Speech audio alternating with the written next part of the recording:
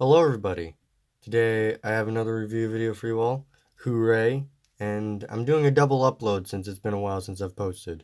Sorry about the little delay. I kind of forgot I had a YouTube channel. I didn't forget about you guys, I just forgot about my channel. So yeah, I'm doing a double upload. My other video will be on this guy. This video is being filmed after the other one. So today's review video is going to be on the set that I'm pretty sure has been out for a little while. I think it's still on store shelves today. I don't think they've retired it yet, but it's on the Ghostsrider mech, the Lego Ghostsrider mech. And I'd just like to start off in saying that these mechs are getting quite lazy. So when these mechs first popped up, it was an Iron Man one and a Thanos one. They were pretty decent. They had a lot of articulation. Almost every joint had a ball joint added, so they were very posable.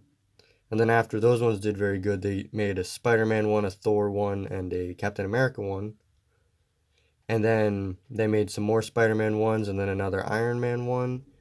And then eventually we got to this latest wave, or at least this wave, which was another Thanos one, a Hulk one, a Rocket Raccoon one, and then the biggest one, Ghostsrider one, which is this one. And now the most latest wave being Star Wars, being the laziest and kind of cheapest of the wave. It's a Stormtrooper, Boba Fett, and Darth Vader, which I don't know if I'll pick them up or not because they're pretty sure they're quite expensive, but very cheesily built. Anyways, getting into the actual set. So the set consists of the mech, a Ghostsrider minifigure, and a bike for the mech to ride. So let's look at the minifigure first. So here we have a close-up look at the Ghostsrider minifigure. And first impressions are pretty good. I like the little kind of flame detail, like kind of being revealed under the jacket, as you'd see right there. And the head, it's like a uniquely molded head. So it's a normal minifigure head, but then it's got like this fancy flame piece going underneath it. Can't really see it from inside, but this is the second Ghostsrider minifigure we have. We have the one from like this older set from like 2016 or something, and they practically look the same. The printing is a little different, but when I first saw the figure, I was kind of confused on why the head was one molded piece, because in my opinion, I feel like it would have been cool for this to be a separate piece that could be removed and then put on a different figure. Anyways, another detail is that you might notice the glowing yellow eyes. Now, if you've seen the movies, the Ghostsrider movies with Nicolas Cage in them, Ghostsrider does not have eyes. He's just an empty skull with empty eye holes. Now, he does have this special power called Pen and Stare, which basically he takes the sins of the person he's doing them to and kind of reverses them and puts the sins against the person who did them, and it kind of kills them. But yeah, so Ghostsrider should not have his eyes lit up until he does the Pen and Stare.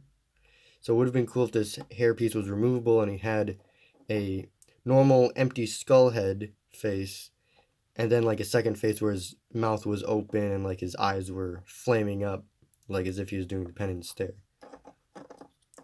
And another small detail about this guy is that I'm pretty sure the chain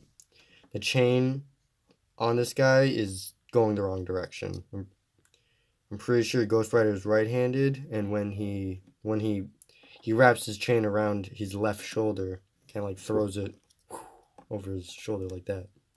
So I'm pretty sure it should go the other way and not like this. Ghostsrider has an accessory, obviously being his iconic chain whip that he uses to beat people up with. It's got a little spike on the end, so it's a little more deadly than a normal chain. And yeah, and Also, if you know who Ghostwriter, he wears his chain, and then when he needs a weapon, he takes it off and uses it as a weapon. But the fact is that he's wearing his chain right now, so the fact that he's holding his chain is a little silly. Yeah, but it's a very nice minifigure, and it's quite accurate to the movie. I keep dropping it because there's a ledge right here. So here's the mech, and so for this wave, it's kind of pretty much a copy paste, just model. They use this model, or they use this shape for Ninjago mechs, I'm pretty sure as well, where it's a body and two arms and legs with this same stupid Ninjago robot arm piece that Lego should not really use at all. And he's only got 1, 2, 3, 4, 5, 6 points of articulation. 7 if you count this. Besides that, and fingers, but that's not. I'm not going to count that as articulation, just posability. It's pretty basic. You can only get like battle looking stances with it. You can only get certain types of poses. It really limits the types of poses you can get. You can't really get a relaxed or not in motion stance because all of them kind of look a little bulky and almost aggressive looking. It's got spikes and is black and orange, kind of referencing the black leather suit that he wears, along with the kind of flames being revealed. It's a nice color, and I actually do kind of like the mech a lot. It's just very basic, and you can kind of get bored of it very quickly. Actually, another thing is that with the chain whip, I actually didn't notice this when I first looked at the set, but it says it in the instructions, I'm pretty sure. But you can actually lay the chain around the mech to resemble Ghostwriter's chain, which again, I'm pretty sure it's going the wrong direction, but whatever. And of course, since it's a mech for Ghostwriter, you can put Ghostwriter in. To be honest, a lot of these mechs just kind of don't make sense. Like, why would Ghostwriter need a mech? He's a demon. He's literally a demon that is kind of immortal. Like, he can't get killed by bullets or anything. I mean, his only weakness is that he's not a demon by day. He's only a demon at nighttime. It's kind of like a werewolf type thing. Anyways, getting into the bike. This bike is quite accurate to the movie. Actually, kind of looking at the movie, it's got a very weird skull at the front. It almost looks like a horse or some sort of animal, not a normal skull. I really like the way that they captured the shape of the skull. It does resemble a skull, like 2 teeth and then 2 almost like fangs or canines that like stretch out for miles. If you look at it closely, this could resemble his mouth. So maybe he's just screaming forever as he's flying, just you know, normal.